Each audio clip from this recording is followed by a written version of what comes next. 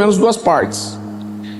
Essas duas partes firmam aliança diante de testemunhas, ou seja, isso é público, né? Então, quando um casal se casa, eles estabelecem ali não só o tipo de relacionamento que eles têm, mas eles tornam isso público. Eles firmam essa aliança diante de outras pessoas.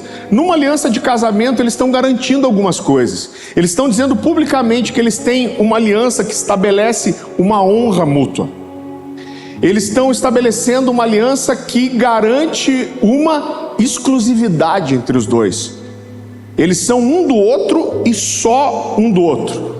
E eles estabelecem também uma aliança que garante que aquilo vai ser mantido, ou pelo menos deveria ser mantido por toda a vida, independente das circunstâncias.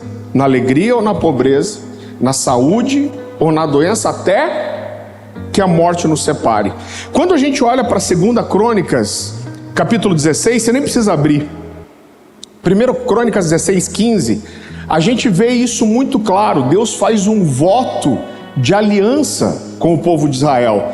E Deus declara algumas palavras que Ele está garantindo para o povo de Israel o tipo, a natureza da aliança que Deus tem com eles. Então o texto diz assim: lembra-se, Ele está falando de Deus, né? Então Deus lembra-se perpetuamente da sua aliança, da palavra que Ele empenhou até 1000 gerações.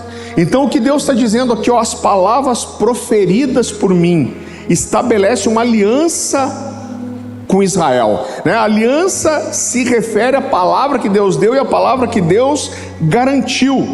Então é por isso que a gente chama a Bíblia da antiga e nova aliança. Novo Testamento, nova aliança; Antigo Testamento, antiga aliança. E a aliança, queridos, ela é sempre uma coisa que precisa ser não só relembrada, mas também celebrada. O que é a coisa mais comum é os casais, no dia do casamento, fazerem alguma coisa juntos, não só para relembrar a sua aliança, mas para celebrar a sua aliança. E com tudo isso, Deus está dizendo: olha, se lembrem da aliança que a gente tem. Ela é uma aliança que garante o relacionamento que nós temos, e ela garante que esse relacionamento vai ser mantido e preservado. Então a aliança, ela tem o objetivo também de manter a estabilidade e a solidez de um relacionamento. Agora, toda aliança tem alguns símbolos. Eu vou te dar um exemplo. Qual é o símbolo da aliança de casamento? O anel. Agora, quando a gente olha para a antiga aliança, existiam alguns símbolos que Deus estabeleceu para que o povo de Israel lembrasse qual era a aliança que Deus tinha com eles e eles com Deus. Quais eram esses símbolos? Vou citar alguns para você aqui. O sacrifício de animais. Deus diz: eu garanto que eu vou perdoar vocês quando vocês pecarem. Qual é essa garantia? Vocês vão sacrificar animais, e com isso eu vou lembrar da minha aliança com vocês, e quando o sangue for derramado, o meu perdão vai ser lembrado. Deus estabelece a circuncisão. Ele fala: geração após geração, os filhos de vocês, ao 8º dia, vão ser circuncidados, e eu vou lembrar da minha aliança. No Novo Testamento, nós temos 2 símbolos só da aliança de Deus conosco. Quais são? Alguém arrisca dizer? A ceia e o batismo. Isso é o que na teologia a gente chama dos 2 únicos sacramentos, né, que Deus deixou. Então, com essas coisas, com o batismo e com a ceia, Deus está dizendo para mim e para você: olha, lembre-se do que a gente tem. Existe uma aliança entre nós dois, né?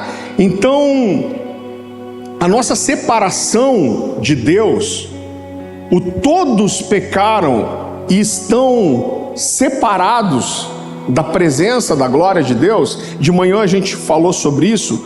Começa quando? A nossa separação de Deus começa quando? Com Adão e Eva comendo da árvore do conhecimento do bem e do mal. Deus coloca 2 árvores no jardim e diz: tem 2, vocês podem comer de tudo, mas tem 2 árvores que são especiais. A árvore do conhecimento do bem e do mal, a qual vocês não devem comer, porque o dia que vocês comerem dela, vocês vão morrer. E a árvore da vida. E os abençoados do Adão e Eva Não comeram a árvore da vida, mas comeram a árvore do conhecimento do bem e do mal. E depois que eles comem a árvore do conhecimento do bem e do mal, Deus fala: vamos tirar eles do jardim, para que eles não comam também da árvore da vida e perpetuem essa situação. Então a quebra do relacionamento de Deus com o homem acontece em uma refeição, quando Adão e Eva comem o fruto do conhecimento do bem e do mal. E como que Deus repara isso? Com a ceia. Jesus diz: eu sou o pão vivo que desceu do céu. Ele diz: aquele que comer de mim vai ter a vida. Então a gente vê que a refeição que Adão e Eva fizeram, a gente pode dizer que foi uma refeição de rebelião. Ela traz separação de Deus, ela traz pecado, ela traz vergonha, e Deus repara isso dando para nós a refeição da ceia. E Deus diz: olha, vocês não podem comer sozinhos, vocês vão comer juntos, e vocês vão celebrar a reparação que a vida de Jesus faz em relação àquilo que Adão e Eva fizeram. Então, o que Deus está dizendo com a ceia é que, diferente daquilo que Adão e Eva fizeram, a ceia não traz separação, mas ela traz comunhão com Deus e uns com os outros. Em vez de pecado, perdão. Em vez de condenação, graça. Em vez de vergonha, alegria. Em vez de morte, vida. Eu vou falar uma frase para você que parece simples, mas eu vou dizer para você que essa foi uma das frases que mais trouxe lucidez para mim em relação à ceia. A ceia é para Deus uma refeição de obediência. Então, por isso que, em primeiro lugar, a gente entende que nós devemos nos batizar e ceiar, porque isso é um mandamento. Então a ceia, ela precisa ser uma refeição de obediência. Jesus fala: toda vez que comeres e beberes, em memória de mim. Ele está dizendo: olha, vocês vão fazer isso, né? Então, mais uma vez, a gente não pode esquecer que, diferente daquilo que Adão e Eva fizeram, a ceia não pode ser uma refeição de desobediência, mas ela precisa ser uma refeição de obediência. E por outro lado, a gente precisa entender que toda vez que há desobediência na ceia, uma aliança está sendo quebrada. E toda vez que uma aliança está sendo quebrada, há uma consequência.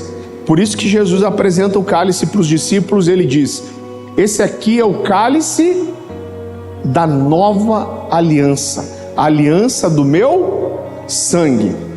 Então, mais uma vez, querido, a gente não pode deixar de lembrar que toda vez que existe uma quebra de uma aliança, e em especial de uma aliança de sangue, há uma consequência nisso. De manhã eu falei uma coisa, a história mostra para isso era muito comum dos antigos fazerem, com certeza você já viu isso num filme. Era muito comum no Oriente Médio, quando dois homens faziam uma aliança, eles cortarem a mão e apertarem as mãos. Então, com aquilo eles estavam dizendo: olha, eu estou entrando numa aliança de sangue com você. O nosso sangue e a nossa vida se misturam, e o sangue é testemunha entre nós. E com isso eles estavam dizendo assim: ó, se eu quebrar essa aliança aqui, que o meu sangue seja derramado. Eu falei de manhã, um juramento tinha um valor muito maior do que uma palavra, mas uma aliança de sangue, ela era inviolável.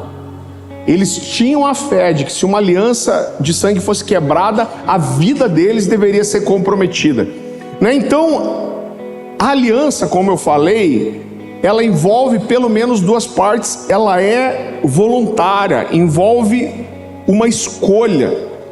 E muitas vezes a gente vê a aliança de Jesus conosco como se houvesse só a parte de Deus. E, queridos, é por isso que, com todo respeito pela teologia reformada, eu não consigo entender na Bíblia o conceito calvinista de predestinação, porque nada na Bíblia aponta para uma aliança unilateral. A promessa, mais uma vez, a promessa pode ser unilateral, mas uma aliança envolve pelo menos duas partes.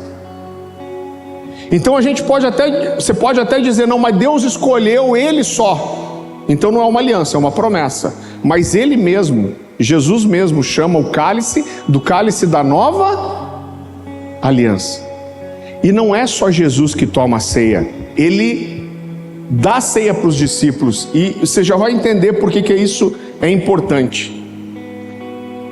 Quando Jesus derramou seu sangue na cruz, e é isso que ele está apontando na ceia, ele está dizendo assim, eu estou oferecendo para vocês uma aliança. Ele pega o cálice e ele fala assim, eu vou derramar meu sangue, que é o sangue da nova aliança. E ele dá aos discípulos. Ele fala, comam a minha carne e bebam o meu sangue. Mas a partir do momento que os discípulos fizeram, e que eu e você, nós pegamos um cálice de ceia e nós tomamos, a gente está dizendo para Jesus, eu aceito entrar nessa aliança com você. A sua parte é dar o sangue, a minha é tomar. Quando eu tomo, eu estou dizendo, eu estou disposto, eu sou voluntário e eu entro nessa aliança de sangue com você. Você está entendendo? E quando nós entramos nessa aliança de sangue, a gente está entendendo e declarando que essa aliança não é só de Deus conosco, mas é nossa com Deus, e é nossa uns com os outros. É por isso que a ceia nunca é celebrada sozinho. Agora, que tipo de aliança é essa? É uma aliança de sangue, com Jesus, nossa com Jesus, Jesus conosco e uns com os outros. Então, querido, quando eu olho para tudo isso, isso é tão precioso, né? E como eu disse, é por isso que ninguém toma ceia sozinho, não faz sentido tomar ceia sozinho. Eu falei hoje de manhã que eu cresci em igrejas mais tradicionais, mas hoje não é muito diferente. Então, quando a gente faz uma reunião de ceia e cada um pega o seu pão e seu cálice, e as pessoas até ajoelham na sua cadeira, isso parece até bonito, né? Eu falei, uma das coisas que sempre me tocava na ceia quando eu era criança, é ver as pessoas cearem, se ajoelhar na cadeira e as lágrimas escorrendo. Só que isso exclui totalmente um elemento essencial da ceia, que é a coletividade. Então a gente transformou a celebração da ceia, que deveria ser algo vivo, intenso, festivo e coletivo, em algo muito curto, ritual e individualizado. Então eu vejo como nós nos perdemos, queridos, da essência da ceia. Por quê? Porque nós, eu e você, nós representamos o corpo de Cristo, e a aliança que nós fazemos não é com um Cristo decapitado. Essa aliança envolve o Jesus inteiro, então envolve também o seu corpo. E a ceia nos lembra de tudo isso, lembra dessa aliança de sangue que nós temos. Eu estou construindo aqui a ideia de como a ceia é didática, quanta coisa a ceia nos ensina.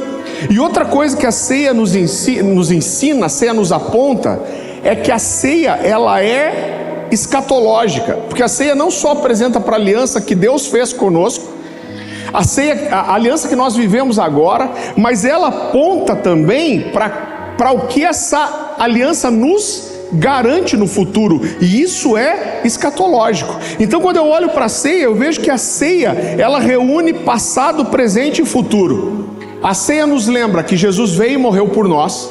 A ceia nos lembra que Jesus está vivo, e ela nos lembra que Jesus voltará.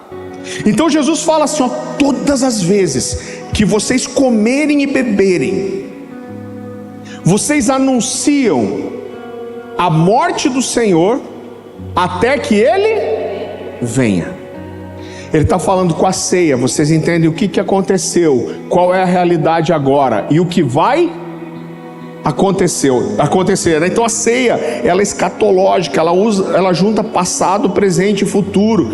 Quando a gente ceia, a gente lembra do sacrifício de Jesus, a gente lembra que Jesus está vivo agora, a gente lembra que o mesmo sangue de Jesus que corre em você, corre em mim, e Ele nos manda permanecermos ceando vez após vez, em memória dEle até que Ele venha.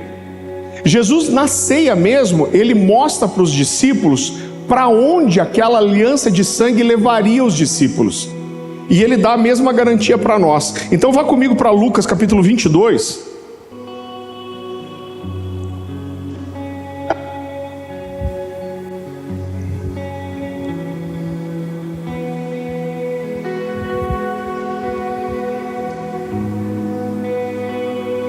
Lucas capítulo 22, versículo 14. A palavra do Senhor diz assim: quando chegou a hora, Jesus e os seus apóstolos reclinaram-se à mesa e ele lhes disse: desejei ansiosamente comer essa Páscoa com vocês antes de sofrer, pois eu lhes digo, não comerei dela novamente até que se cumpra no reino de Deus. Recebendo um cálice, deu graças e disse: tomem isso e partilhem uns com os outros, pois eu lhes digo que não beberei outra vez do fruto da videira até que venha o reino de Deus.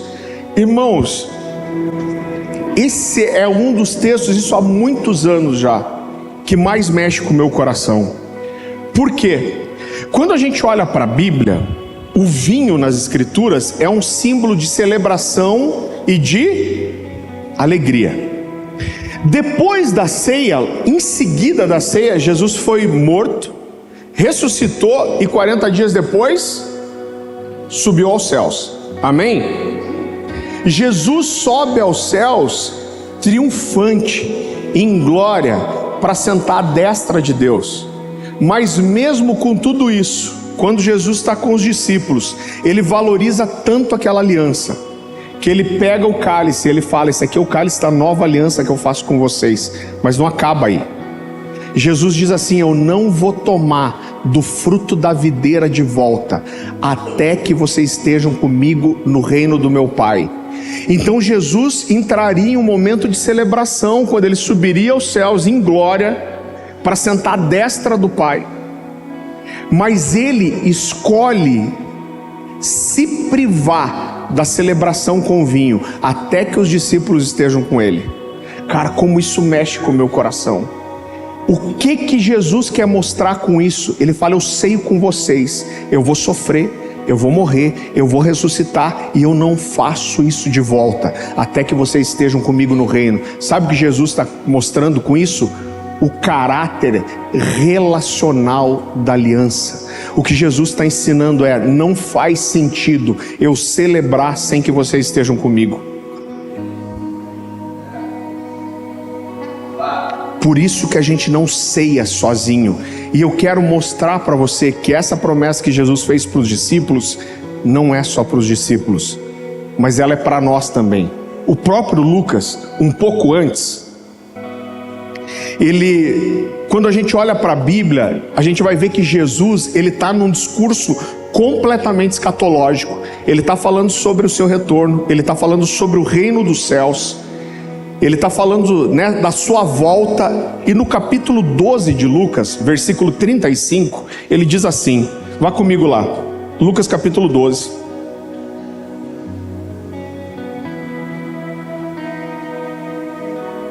Versículo 35. A palavra do Senhor diz assim: estejam prontos para servir e conservem acesas as suas candeias, como aqueles que esperam o seu Senhor voltar de um banquete de casamento, para que quando ele chegar e bater, possam abrir-lhe a porta imediatamente. Felizes os servos cujo Senhor os encontrar vigiando quando voltar. Olha o que ele diz agora: eu lhes afirmo que ele se vestirá para servir, falar que se reclinem à mesa e virá servi-los.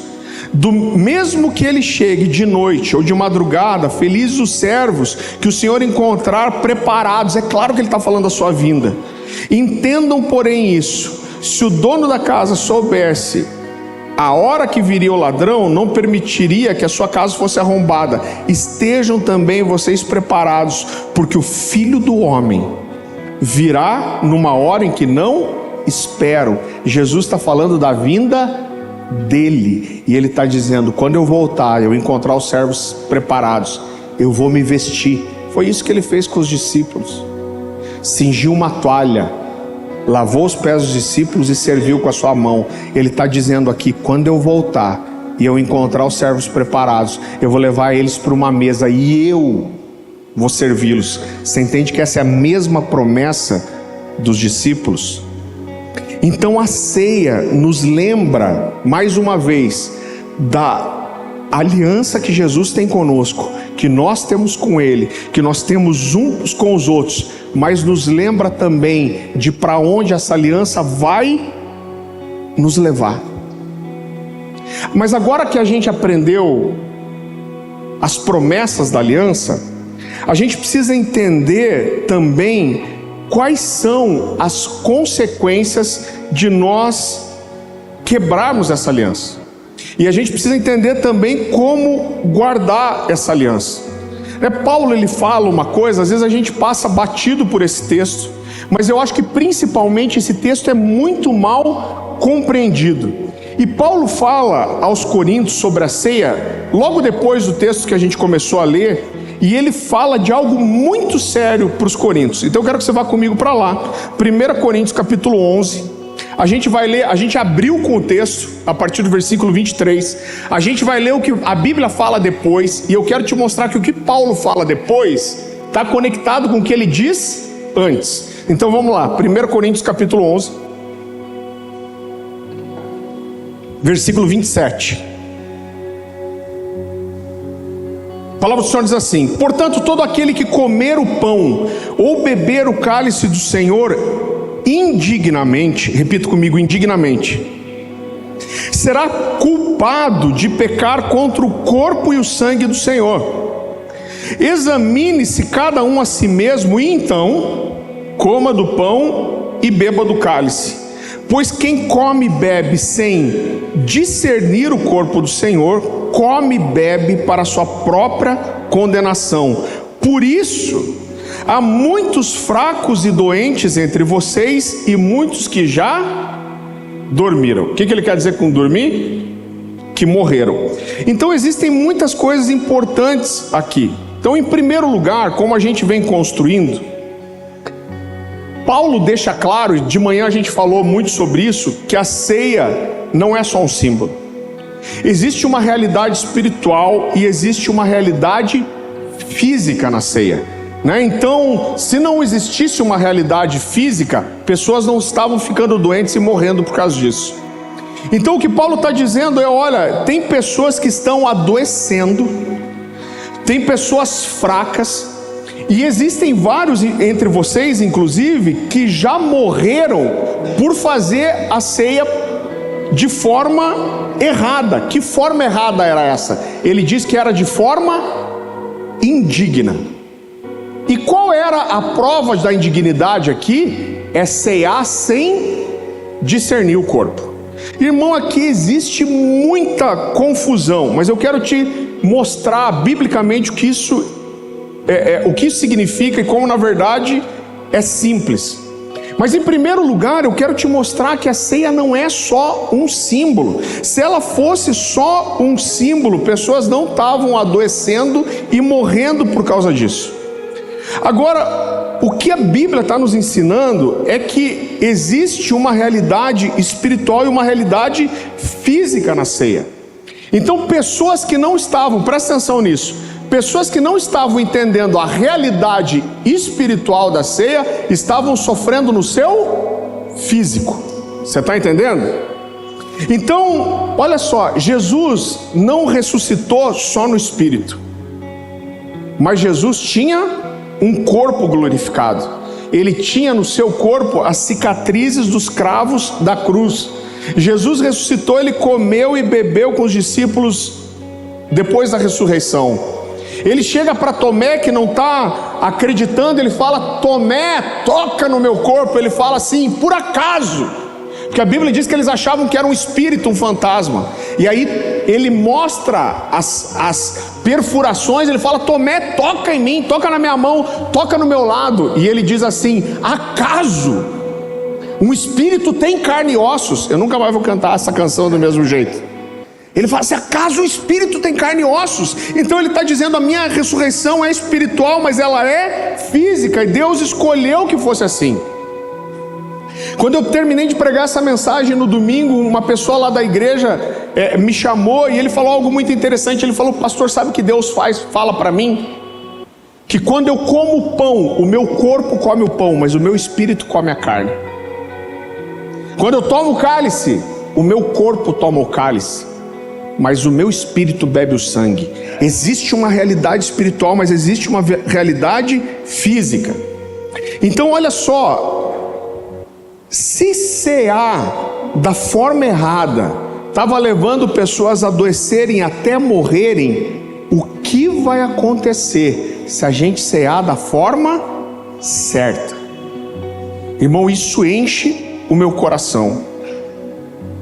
Se cear da forma errada estava levando pessoas a adoecerem e morrerem, será que se nós cearmos da forma certa, isso não vai gerar entre nós cura física, cura emocional, cura espiritual, libertação, restauração, unidade, revelação, vida?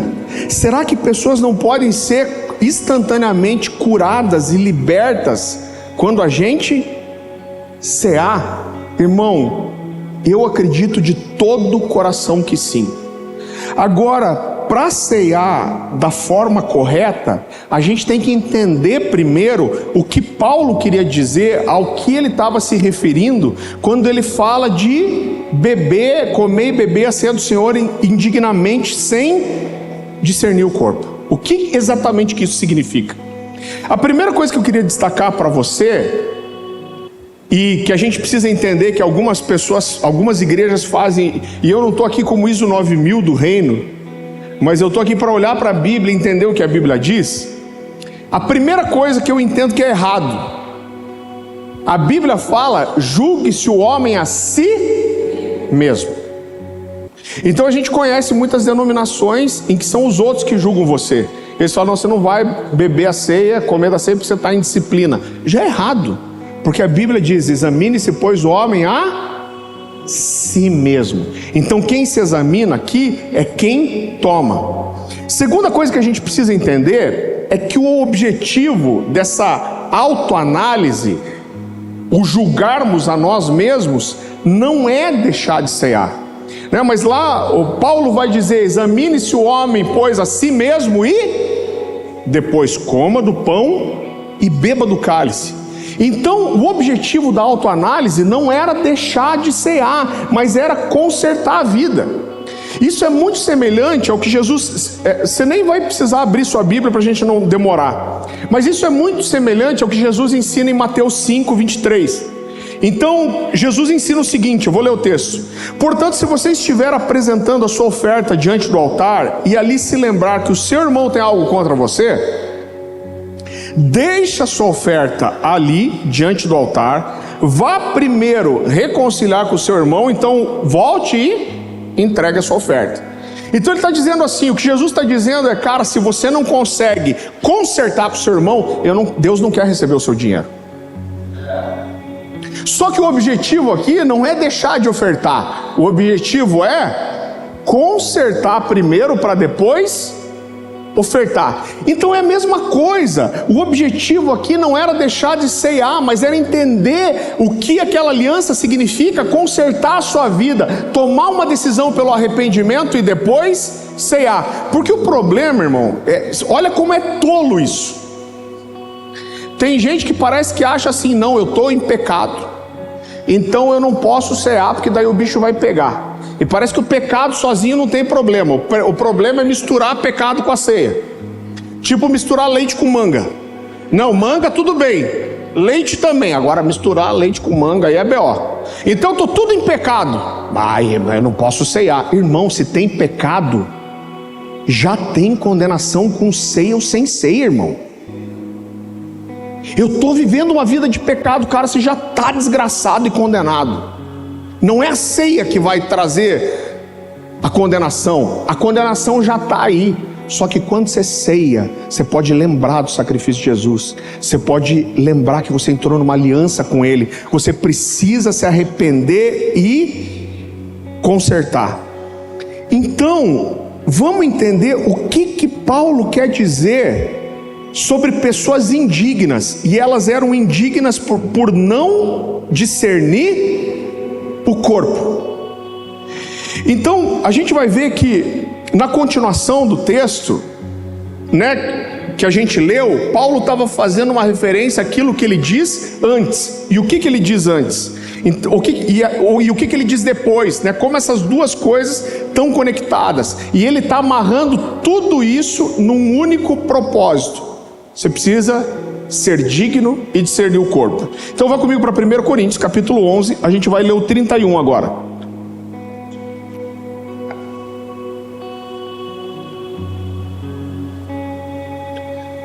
Então Paulo diz assim, vamos ler primeiro a continuidade do texto e depois a gente vai voltar para o começo. Mas se nós tivéssemos, 1 Coríntios 11, 31, mas se nós tivéssemos o cuidado de examinar a nós mesmos, não receberíamos juízo. Quando, porém, somos julgados pelo Senhor, estamos sendo disciplinados para que não sejamos condenados com o mundo. Portanto, meus irmãos, quando vocês se reunirem para comer, esperem uns pelos outros. Se alguém estiver com fome, que coma em casa, para que quando vocês se reunirem, não resulte em condenação. Quanto mais, quando eu for estar com vocês, lhe darei maiores instruções. Então Paulo está aqui conectando o fim do texto com o começo. Um erro que é muito cometido aqui. É muito comum você ir para as igrejas e o pão e o cálice são servidos. E aí tá todo mundo com aquele negócio na mão. Aqui em Rio Preto, imagino, aquele pão vai derretendo na mão, vai virando um chiclete mastigado. Aí o pastor fala assim, agora todos comamos o pão. Aí come o pão, agora todos bebamos o cálice. Por que eles fazem isso e todo mundo colocar o pão e o cálice na boca ao mesmo tempo? É com base nesse texto, quando Paulo fala, esperem uns pelos outros. Agora, irmão, isso, me perdoa a sinceridade, é de uma ignorância tão grande, porque isso não tem nada a ver com o que Paulo está falando. O esperar uns pelos outros significa uma coisa muito diferente disso. Então vamos agora para a primeira parte do texto, 1 Coríntios, capítulo 11, versículo 17. E vamos entender o que é ser digno e o que é discernir o corpo. Então 1 Coríntios capítulo 11, versículo 17. Paulo aqui está começando a falar da ceia. E aí ele diz assim: entretanto, nisso que vou lhes dizer, não os elogio, pois as reuniões de vocês fazem mais mal do que bem. Em primeiro lugar, ouço que quando vocês se reúnem como igreja, então entenda, eu vou explicar isso para você depois, mas existiam grandes reuniões da ceia, que era quando o povo se reunia com a igreja, que era diferente da reunião menor na casa. Então mais uma vez, em primeiro lugar, ouço que quando vocês se reúnem como igreja, há divisões entre vocês, e até certo ponto eu creio, é necessário que haja divergência entre vocês, para que sejam reconhecidos quais dentre vocês são aprovados. Quando vocês se reúnem, não é para comer a ceia do Senhor, porque cada um come a sua própria ceia, sem esperar uns pelos outros. Assim, enquanto um fica com fome, outro se embriaga. Será que vocês não têm casa onde comer e beber? Ou desprezam a igreja de Deus e humilham os que nada têm? Que lhes direi? Eu os elogiarei por isso? Certamente que não. Então olha só.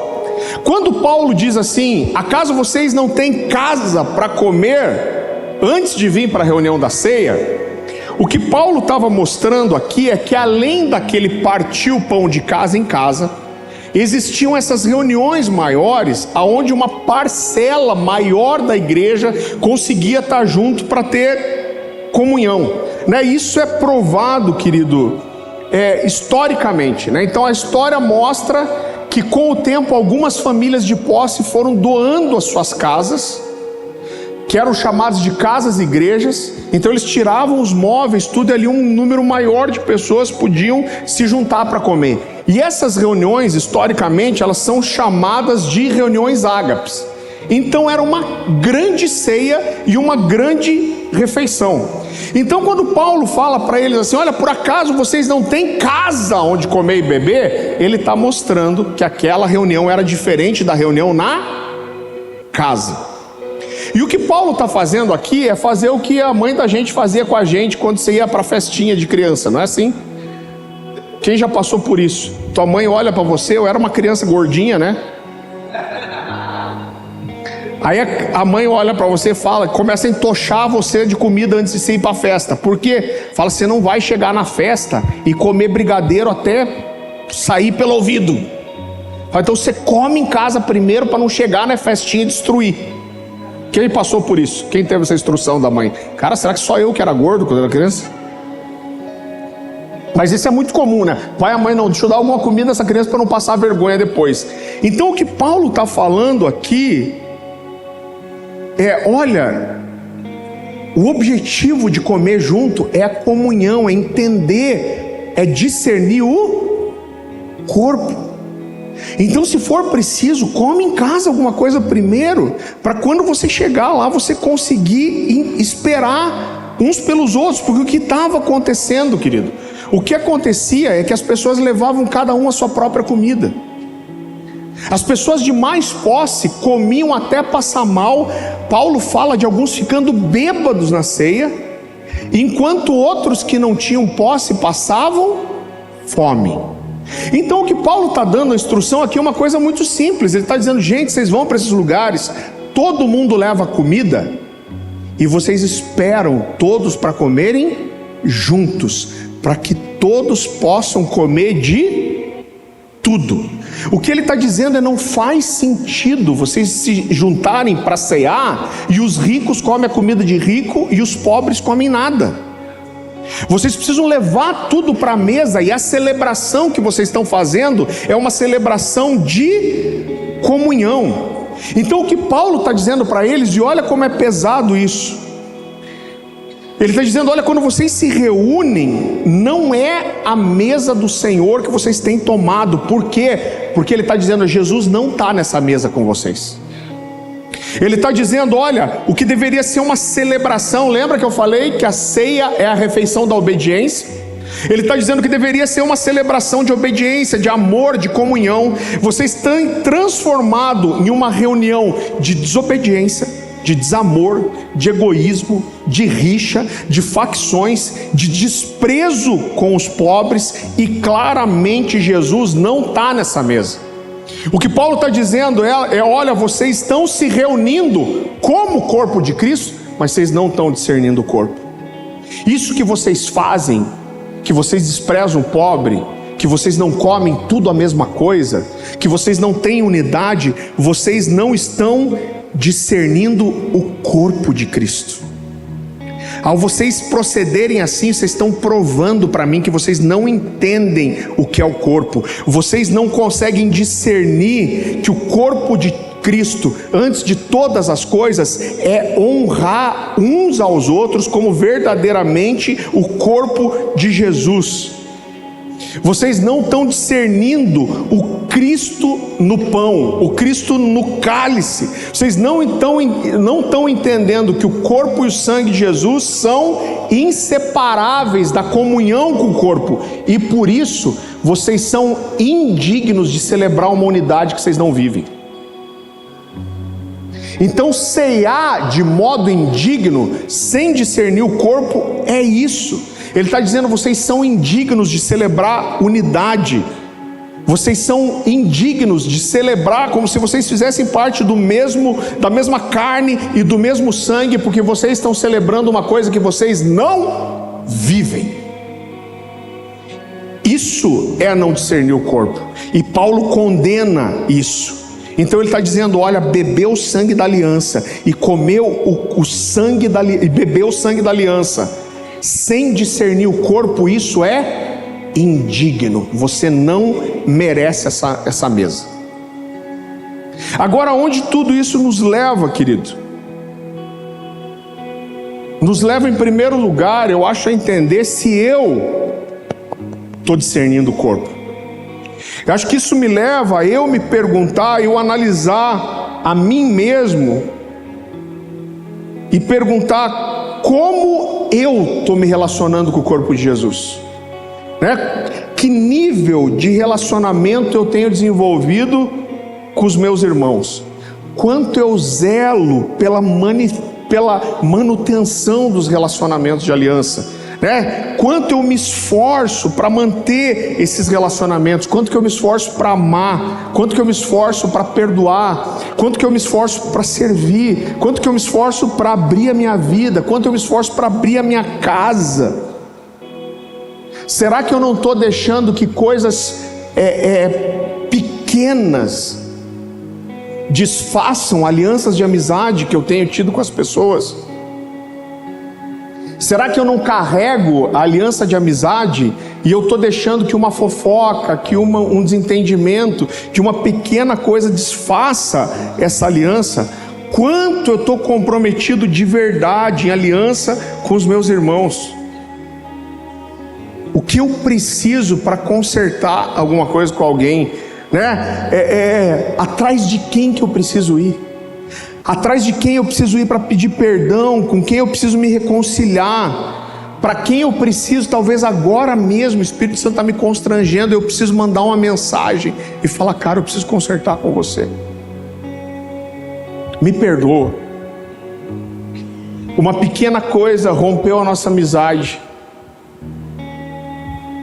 mas eu não estou discernindo o corpo, e eu preciso ir atrás de você para reconciliar, porque existe uma aliança de sangue entre nós.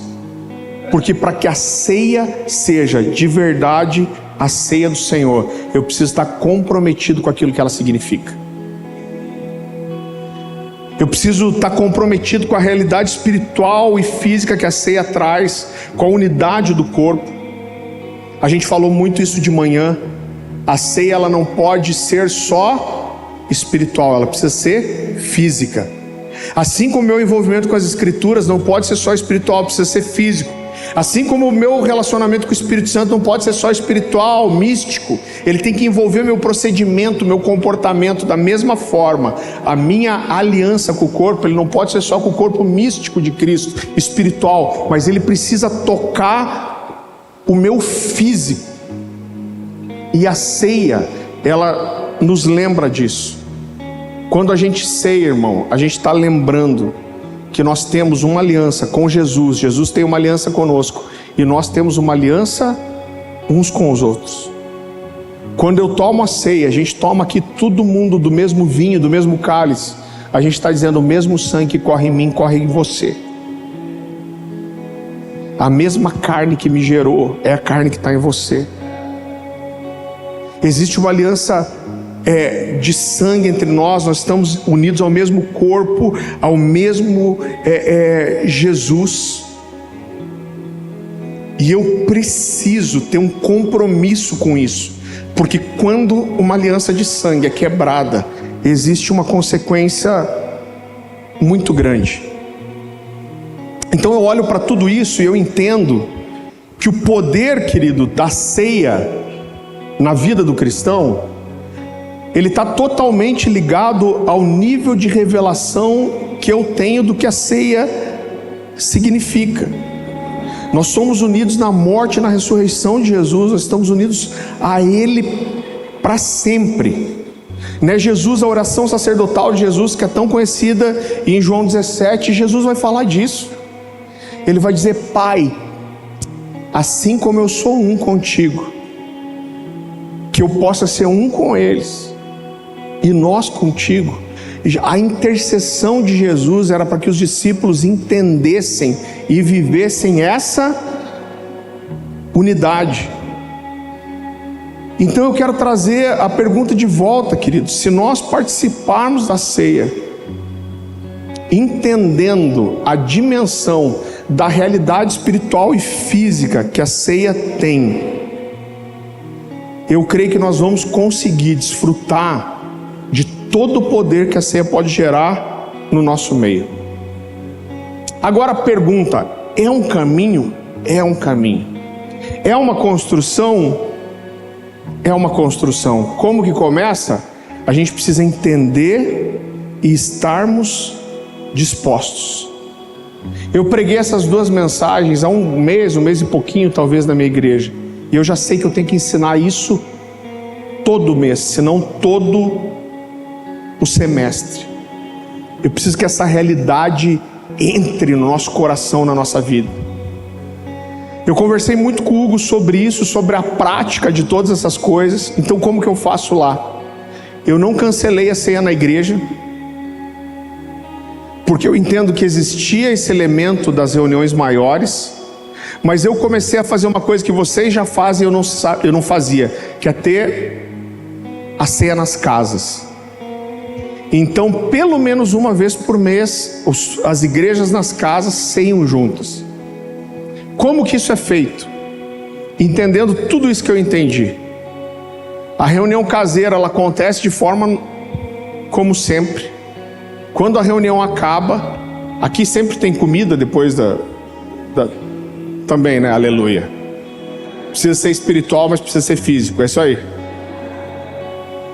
Então a gente monta a ceia no meio da mesa. Então a gente termina a reunião e a gente vai para a mesa. A gente, de uma forma breve, a gente lembra da aliança de sangue.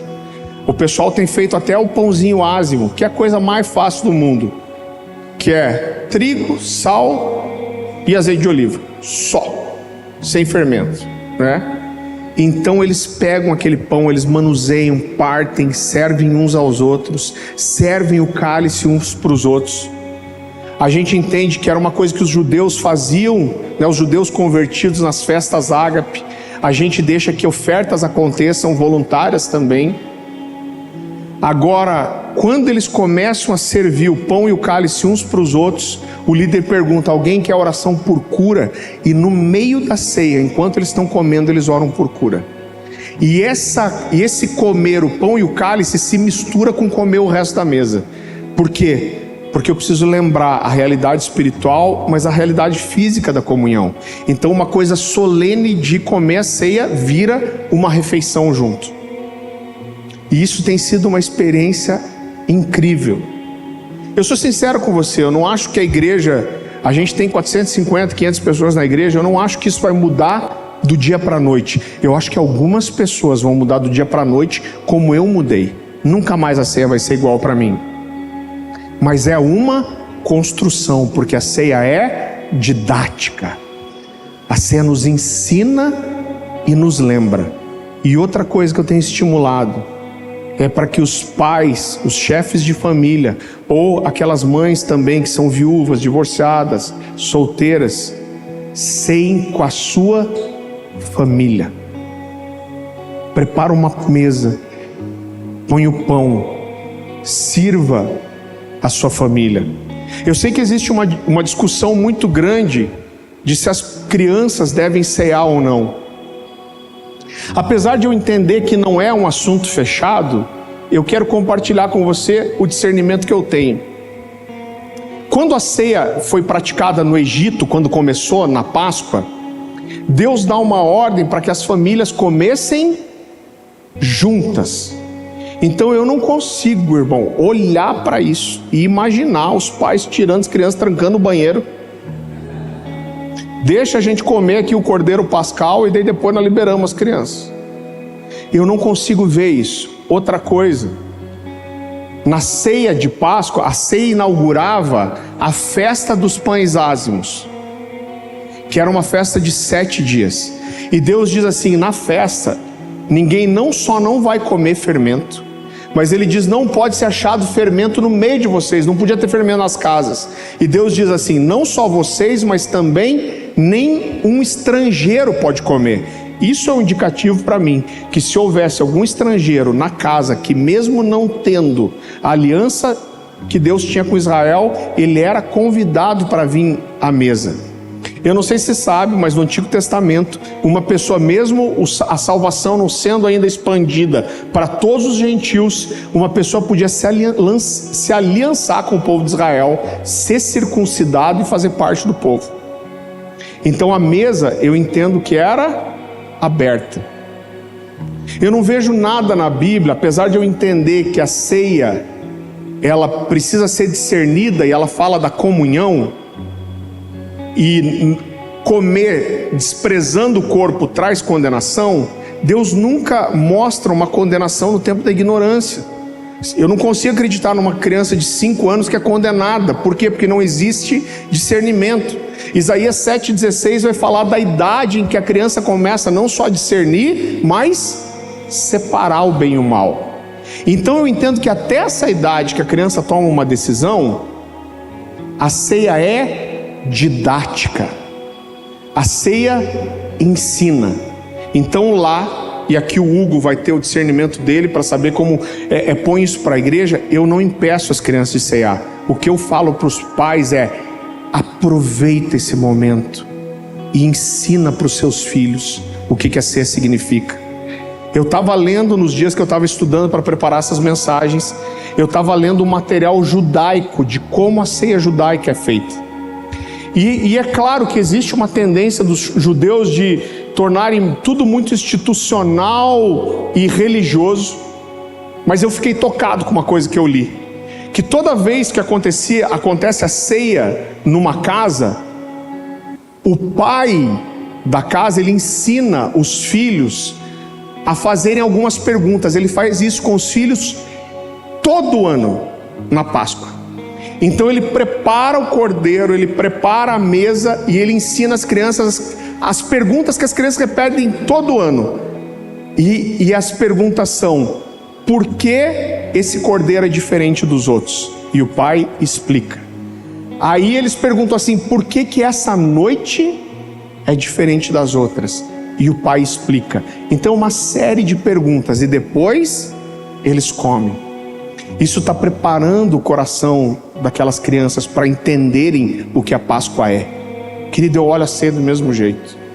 Quando nós ceiamos na igreja, nas casas, nós ceiamos com a nossa família, se olha no olhinho dos seus filhos e fala: eu vou te dizer por que a gente faz isso. Eu vou te dizer por que esse pão é diferente dos outros, por que esse suco é diferente dos outros, e por que a gente faz. Você está fazendo aquilo que Deus mandou, que é inculcar as crianças, é traspassar o coração delas com uma realidade espiritual. A ceia não é periférica, a ceia é central no cristianismo. E o meu coração se enche de esperança do que vai acontecer quando a gente cear do jeito certo. Você recebe essa palavra? Eu quero te convidar a ficar em pé, abaixar sua cabeça, fechar seus olhos.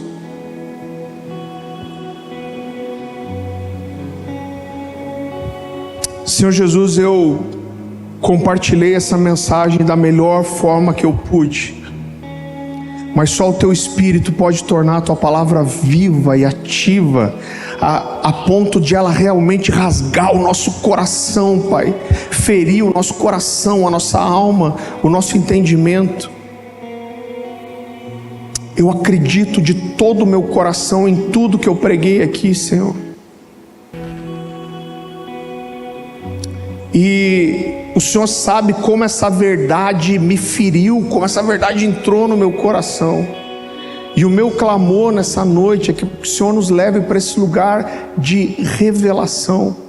Eu compartilhei essa mensagem da melhor forma que eu pude, mas só o Teu Espírito pode tornar a Tua palavra viva, ativa, falando de forma pessoal, individual com cada um de nós. Nos faz discernir o corpo, nos faz entender o corpo, nos faz, Senhor, nos comprometer com essa realidade. Que nunca mais, Senhor, nunca mais a gente pegue um pão e um cálice e olhe para isso apenas como um símbolo. Porque o pão e o cálice, eles não são um símbolo, eles falam de uma realidade física e falam de uma realidade espiritual. Toda vez que nós comemos o pão e nós bebemos do cálice, nós reforçamos a aliança de sangue que nós temos com o Senhor e uns com os outros. Que o Senhor possa nos marcar, Pai, nos ferir com essa realidade, Senhor. Ah, Jesus, eu creio que o Seu grito para a igreja nesses dias é para que nós voltemos às coisas elementares, essenciais. a simplicidade das verdades do reino, Senhor. Nos toma com essas verdades, enche o nosso coração com isso, nos convence, nos dobra. Ah, Senhor, assim como o profeta disse, né? Eu sou como um bêbado, tomado pelo vinho, atordoado pelas tuas santas palavras. Que a sua palavra entre, Senhor, com essa verdade, a ponto de nos deixar cambaleantes, Senhor. Nos toca, nos fere com essa verdade, nos convence, Jesus. Nos convence do corpo, nos convence da aliança, nos convence da realidade espiritual e física, nos convence, nos dobra, Deus, que nós possamos nos render à sua verdade. Esse é o meu clamor ao Senhor, Pai. Em nome de Jesus, eu te peço que aí, querido, que aí no seu lugar você ore ao Senhor, clamando para que essa verdade entre no seu coração, na sua casa, nos seus filhos. Clame ao Senhor para que essa verdade seja viva em você.